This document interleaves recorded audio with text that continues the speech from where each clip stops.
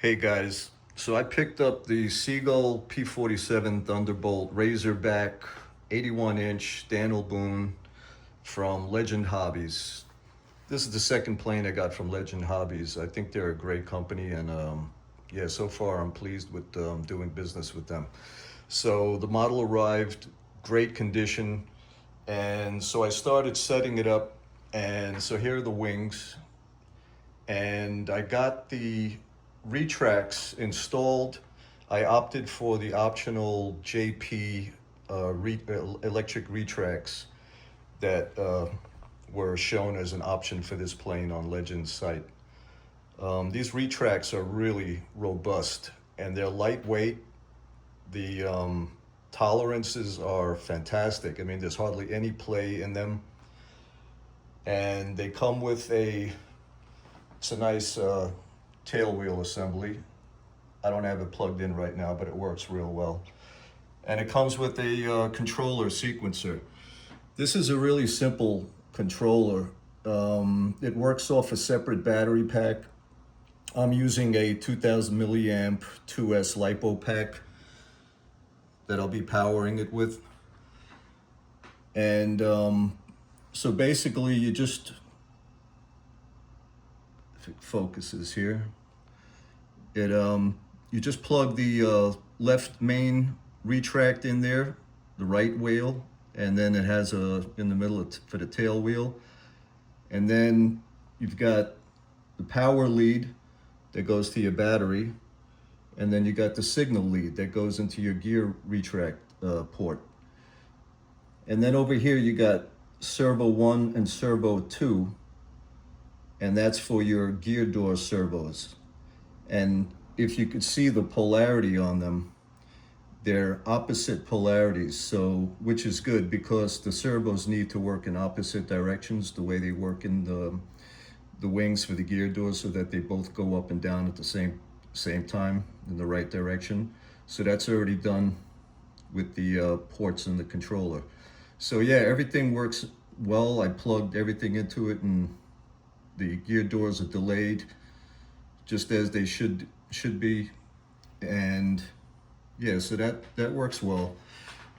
And so I'm just basically going to show you how I set up mounting the gear doors onto the struts, because I know some people have had issues setting them up and getting them to seat right. And I know I was struggling with it for a little while until I figured out an easy way to go about it.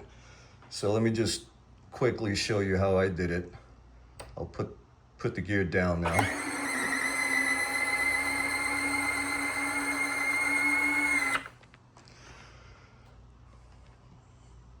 Okay, so I don't have my servos in here yet. So we're just gonna focus on here, getting the doors set up right. If you can see this assembly that allows the gear door to swivel on the strut. If you follow the instructions, you install the brass piece, and then you have the ball link end down here. Put them together real tight, as close as possible.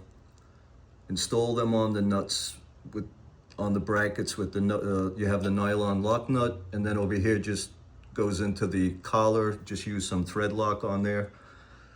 And you do that on both sides. The important thing to know is these have to be able to swivel freely.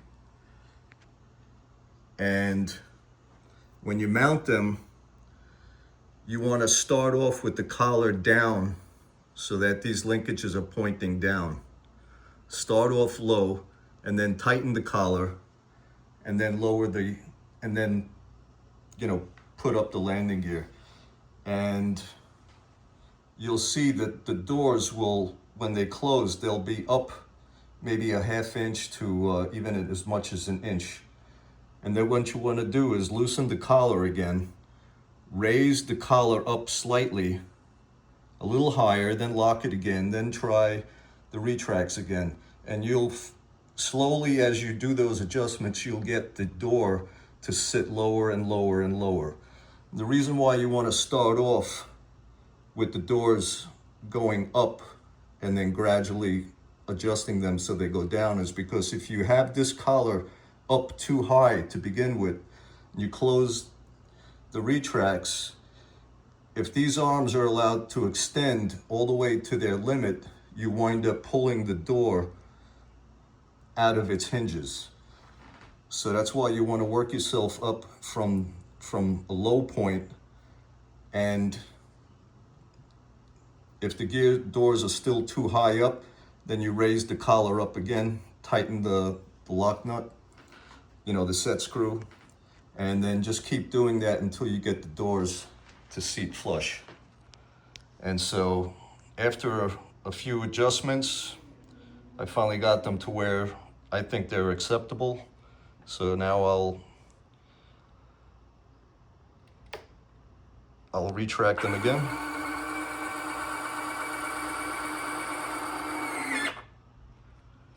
And that's it.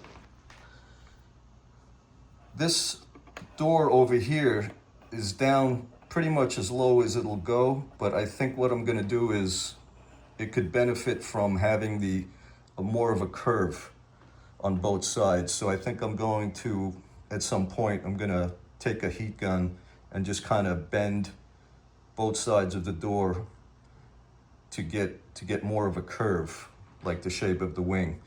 And that'll sit even flusher than it is now.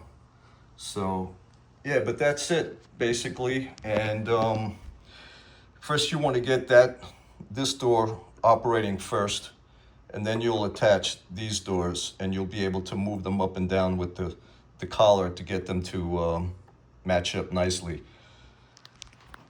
They may not fit perfectly. Like with mine, I had to take a Dremel because it just was a little bit too large and was getting caught on top of the wing. So I just shaved a little bit off of the door with the Dremel, and I got it to sit flush.